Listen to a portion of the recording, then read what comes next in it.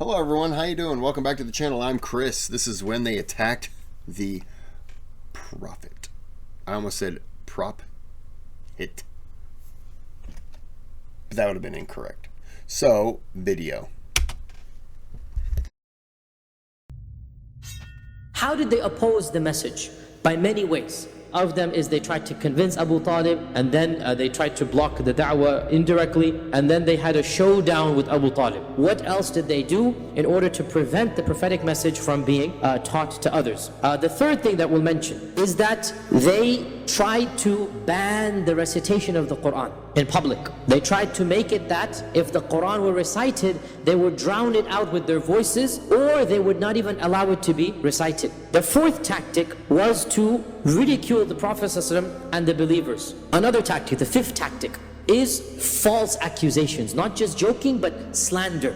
The sixth point we'll mention, sometimes they tried to challenge the Prophet ﷺ for a miracle. The seventh tactic that they did was attempts of a middle ground, or attempts of outright bribery directly. The Jews understood who is a prophet. The Arabs did not know who is or what is a prophet. And therefore, when the Arabs heard of this, that you are a prophet of God, the only other nation that they knew who believed in prophets were the Jews and Christians. And so they sent emissaries to the Jews, they sent emissaries to the people of the book in order to say, okay, this is a phenomenon that is from your religion, is happening in our culture. So why don't you tell us something that we can quiz the Prophet with? We can try to ask the Prophet ﷺ, and obviously because they thought he was a false prophet, he was not going to be able to answer, so his lies will be exposed. That's interesting. They reached out to the other religions who had prophets. I never thought about that, but that's interesting. Get a little bit more information as to what their prophets went through. You would also learn kind of what not to do. I'm looking at Jesus on that one. You know, I'm talking about the treatment. Yeah. You kind of figure out how to test them, stuff like that.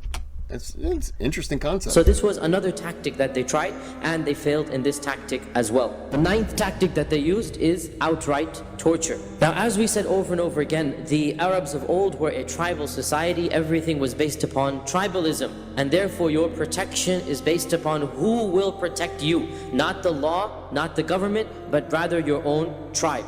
And therefore, those who had tribal bonds, like the Prophet ﷺ, like Abu Bakr, like others, they were somewhat protected, somewhat. However, as we know, many of the earliest converts were from the slaves and the mawali. Sa'id ibn Jubayr asked Ibn Abbas, was the torture really that bad? So Ibn Abbas responded that the believers were tortured in early Islam so severely, and they were starved and they were deprived of water until they could not even sit up out of pain. They would have to be almost semi-conscious on the ground. And until one of them would be told, is Allat and Al-Uzza your God?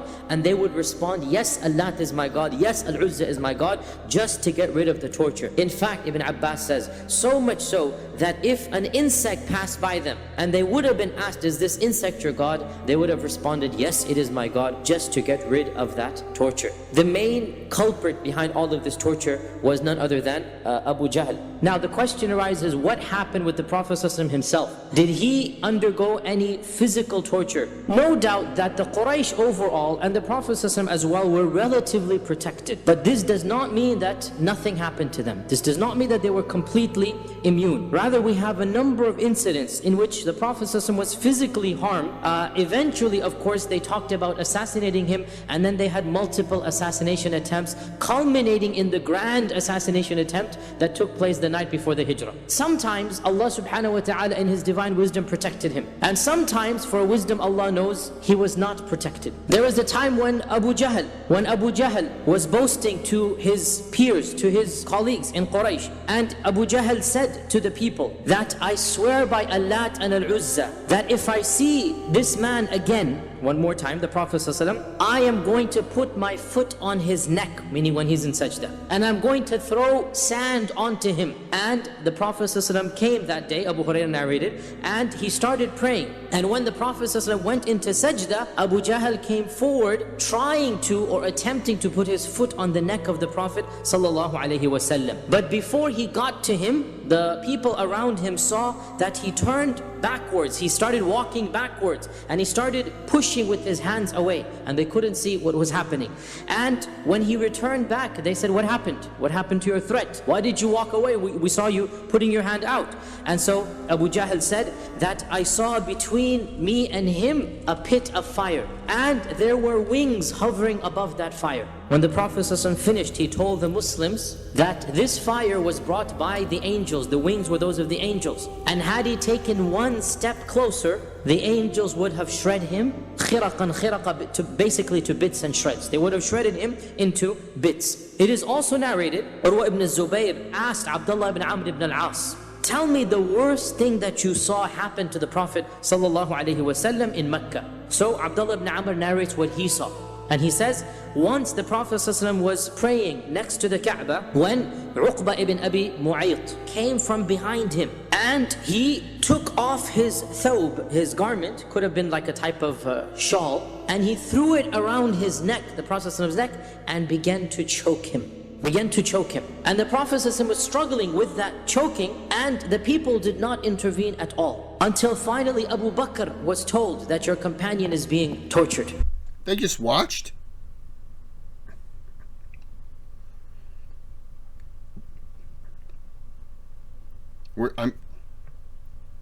They couldn't have been followers of the Prophet then, if they're just watching him get choked. Like, what? Are they playing a game? What's the game? See how long it takes before he gives up? He's got that shawl around his neck, and one guy's going, oh. Yeah, they must be playing a game. It must be a new game called murder in front of everybody. What kind of terrible people are just watching it? Oh yeah, no, there's a murder going on over there. I just want to 5 more minutes. 5 more minutes, honey, and then I'll come inside and we can watch The Price is Right. But until then, I got to see what happens here. What? What are you doing? What are you talking about? And so he rushed to the masjid and he began beating up from behind now, because now the process of being choked from behind. And so he attacked Uqba and he said to him, أَتَقْتُلُونَ رَجُلًا أَنْ يَقُولَ رَبِّيَ اللَّهِ? Are you going to kill a person just because he says my Lord is God, my Lord is Allah? And there are other examples of this nature where they physically harmed him. Sometimes the harm was not physical but rather emotional. So Ibn Mas'ud said that once the Prophet ﷺ was praying again in front of the Kaaba, when Abu Jahl and a group of his ilk, of his peers, were sitting around each other, and the day before a camel had just been sacrificed. So Abu Jahl said, who amongst you will go to the carcass of that camel? There is a dump area outside Mecca. There's an area where you would throw your trash. So who will go to the carcass of that camel and bring the entrail, the intestine, the guts, that which nobody's going to eat, it's been thrown away. Bring that and throw it on the back of the Prophet of Muhammad when he is praying to his Lord. And so the worst of them, Ibn Mas'ud says, the worst of them, Uqba ibn Abi Mu'ayt, the one that we just mentioned, he goes to a dead carcass and he puts his hand inside this filthy, decomposing body,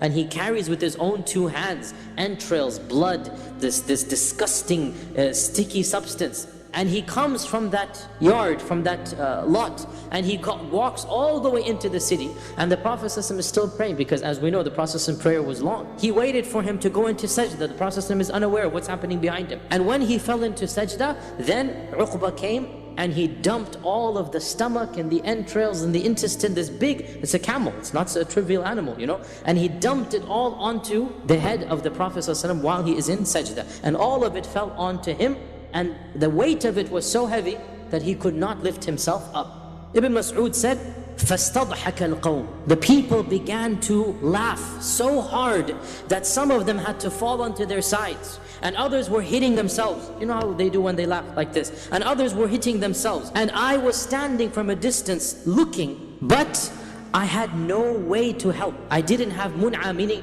there was nobody that would have supported me. I am Ibn Mas'ud, these are Abu Jahl and whatnot. And the Prophet ﷺ remained sajid, remained in sajda until some persons went to tell Fatima, who at this time was probably around 8-9 years old, went to tell Fatima that your father needs your help. And so Fatima was a Juwaydiya, was a little girl. Ibn Mas'ud is saying she was a little girl at the time, and she began crying and running towards the Prophet ﷺ and helped him get this dead animal off of his back.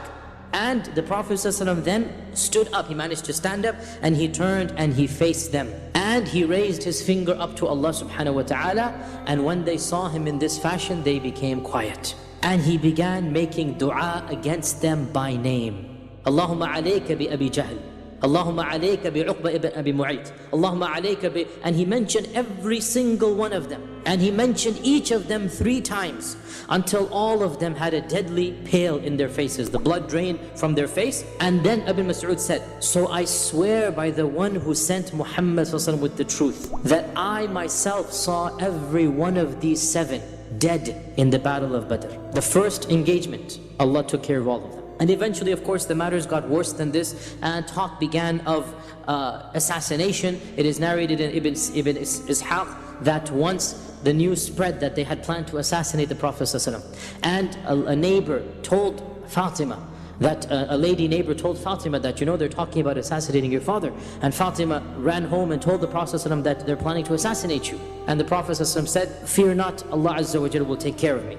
Bring me water. And so she brought him water. He did wudu, he made dua to Allah subhanahu wa ta'ala, and he walked into the masjid. And they had their arms and they were ready to kill him, but not one of them could move. They all became paralyzed. They could not stand up. And the Prophet ﷺ took some sand and threw it at their faces while they're sitting and looking at him, and they were completely paralyzed. And he said, Shahatil wujuh, may these faces be cursed. And in this riwayah as well, the Sahabi says, every one of these were of those who were killed in the battle of Badr. The last tactic that they did is the tactic of the boycott. And the boycott is its own topic that we're going to talk about. When the Sahaba reached around, we don't know an exact number, but roughly a ballpark figure, around 20 or 30 of the Sahaba were present, the Prophet ﷺ realized that he needed a place to congregate, because they couldn't do so in Mecca, in the Kaaba, because it was too public. A lot of Muslims were secret Muslims. So the Prophet ﷺ decided to choose the house of, as you all know, Al-Arqam ibn Abil Arqam. And so Darul Arqam became the place where the Sahaba would meet. When did this happen? We don't have any year, but probably around, we would estimate around the middle of the 3rd or the beginning of the 4th year. In other words, as soon as the da'wah went public, within a few months after that. Remember, the da'wah went public after 3 years, right? After 3 years, when the da'wah becomes public, all of this persecution begins. The Prophet ﷺ needs a place, so he chooses the house of Al-Arqam.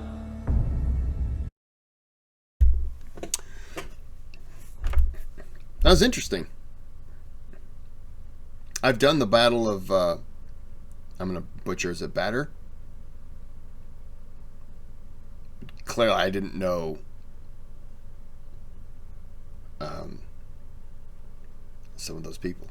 Ugh, getting camel guts thrown on you.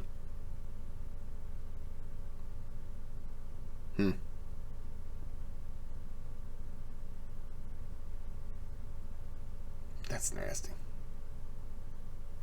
Okay. I'm going to go ahead and end this here. There's a thanks button. You can donate to the channel. You don't have to. All donations are appreciated. Helps out the channel. Subscribe button helps out. Most of the, like 80% of you who watch aren't subscribed, which is weird. It means that all my subscribers don't all watch my videos, which is fine. I get that. I don't watch all the videos of places that I'm subscribed to. But oh well. Even I'm bad at that. There's a bell button. Click that. It does things. I don't know. It makes bell sounds. I don't know. And then if you want to give a thumbs up, that helps. If you don't donate, it helps just as much on the other side. And then people who give the thumbs down, there's this new thing where it's called Would You Drink That? It's a new game show I'm going to come up with on the channel. And it's called Would You Drink That? And we have like these little cloche or cloche, whatever you want to call them. the little metal circle, the little handle. See them on food, they lift them, they're like, ah, and you're like, oh. Well, there's 3 of those, and underneath there are 3 glasses, and they all contain something. And so you have to pick which one you want. And under like one cloche or cloche, whatever you want to call them, is you open it up, and it's like 6,000 toads. Like we scraped off all their warts and we just squeezed them, and so it's just a thing of wart juice with a little fresh lemon on top. You want it to kind of be appealing, and then you want some tart to the toad juice. And then another one is gunpowder, and there's a little fuse in there, and you gotta swallow the fuse, and we light it just before you start to swallow it. So that's an interesting one. And then typically the last one is feces of an unknown animal with a little bit of cactus in it, and it's just blended up. But we put a little bit of cilantro on there. So not only does it kind of taste like animal dumps, if you're one of those people who's got like this weird thing with cilantro, it also tastes like soap. So, would you drink that, right? New game show coming soon. All right, and until next time, have a good day, have a good night.